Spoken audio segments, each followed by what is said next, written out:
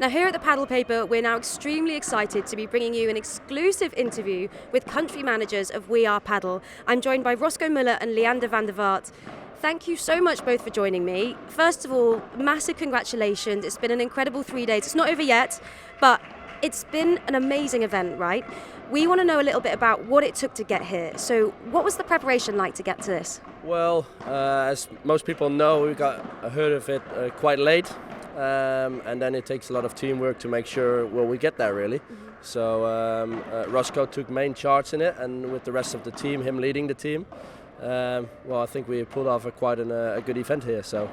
You have, absolutely, and you didn't have as much time as you would have liked, right? So how did that impact the preparation? Well, these kind of events, I think you have to take 6 to 8 months to fully prepare, and we got like 6 or 7 weeks, which means, you just have to speed up. Long nights, no sleep. Roscoe's kind of used to it, I'm not, so we can hear it in my voice, I think, so.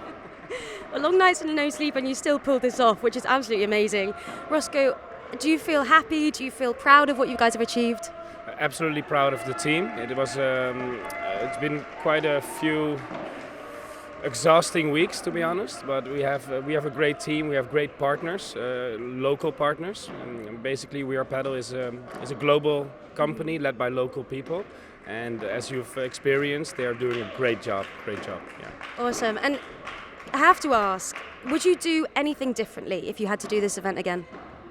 To be really honest, I don't think so. We had a few challenges, but I think we managed quite good. To be honest, I didn't tell the team because whenever I have the sense, if I look happy, that they relax, and I want them to perform every single step of the way. So it was basically an act, to be honest, but it worked. So far, so good. I do think it has worked. It's absolutely amazing, and obviously now we have this venue, the biggest one in the UK, 11 indoor courts, which is amazing. What's the ambition? I'd like to hear from both of you on this one. Do you think we could get to a stage where we bring a Premier Classic to Derby? Well, obviously that depends on all the federations getting involved.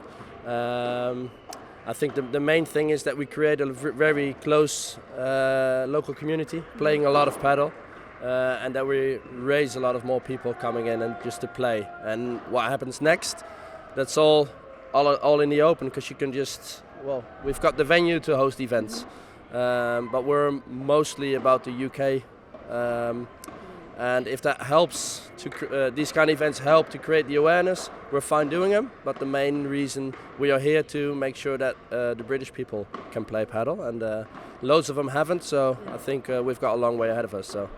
No, definitely, and we've seen so many teams from across Europe compete, but it is about getting more people in Britain playing. How do you think we're going to be able to achieve that? It's events like these, obviously, content, so creating awareness through social media channels, and you guys doing a great job. Whenever we have people in the venue here, we always ask them to share their experiences with others, and we promote the fact to bring others in. Yeah, we try to create the sense that we're a second home for people. Obviously, we're in the beautiful city of Derby. Before we opened our venue, we did some research, and I think we are a great addition in sports, but also in Derby, and the community seems to enjoy it. So far, so good. Yeah. Definitely the community have enjoyed it. We spoke to some women yesterday who had never ever watched or heard of paddle in their lives, and they saw it in the newspaper and came along. It was amazing to talk to them. And I think the other thing we've noticed is, there's not a lot of young audiences here. So how do you think we start to bring them into the sport, and rather than getting people who've played tennis to switch, actually start kids playing paddle from a younger age? So it's all in the same story, like explained many times. Like, create awareness first, create activities and events which allows kids, juniors to come and play. We host, for example, the Free Kid Friday. But obviously, getting ready for this event took a lot of operational challenges with it. So sometimes you have to focus on that stuff first. But after this event, we are going out there and dragging everybody in. You must come and play paddle. You have to. Well, honestly, this has made me really want to give it a go. The whole fun scene, the whole social side. And you guys obviously always look like you're having fun. Is that what paddle is about? Leander, tell me. Well, it is about enjoying yourself, basically, enjoying the company around you on court, but also the company afterwards. I'm, from my nature, more on the performance side, so this is the event which suits me best. But I do understand and really want to create these kind of events, but for that we need a lot of people in. Everybody needs to come and play, and if we don't focus on the juniors more than's happening all over Europe, I think, the growth of the sport is going to slow down at some point. That's why, the main focus here for the next coming months is juniors. Just a lot of juniors, and with juniors come parents and grandparents. So we get everything by focusing on those juniors, and I think that's going to be great. So. Definitely, and getting the whole family involved. I mean, the Hungarian team, they've got the mum and the daughter and the boyfriend. A real family affair. A couple more questions. So, Rosco, we have to ask, you always look so relaxed, but obviously have such a strong business head. What's your secret? The ambition wins it. This for us, we brought a lot of experience to the UK in paddle, which basically means we made a lot of mistakes in the past, different countries, but the same sport. Every day, and I think Leander will agree, we have flashbacks. 2015, 16. Oh, you remember that? Yes.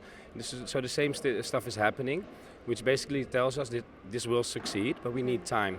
Obviously, the UK is a big country, so we don't rush it, and I think that's why I'm always relaxed. Yeah. It's good to see. It creates a really lovely atmosphere here. And now, just a quick question about paddle itself, about the tournament. Is there anyone you've been watching, if you've had a chance to watch over the last couple of days, a player that's really stood out, or a team in particular? Well, I think Ireland. Had really fun with those guys, and I think it's really cool to see that they really understand that they have a long way to go. It's win or learn, as they say. Yesterday it was the last day in the qualifiers for them, but we had them on court until what was it? Maybe 3 at night. And they did a pretty good stuff for our bar revenue as well. And they're basically begging us to come to Ireland as well. And I think that's a good idea, to be honest. So the Irish team stood out for you. Leander, on the performance side, is there one particular player who you've been really impressed by the last couple of days? Well, not particularly a player, but I think Portugal. You've got Portugal and Sweden, which I think they are one step ahead of the rest. Obviously, Portugal beat Sweden yesterday or the day before. That means that Portugal is playing right now, so they're just one step ahead of the rest, I think. So they're great to watch.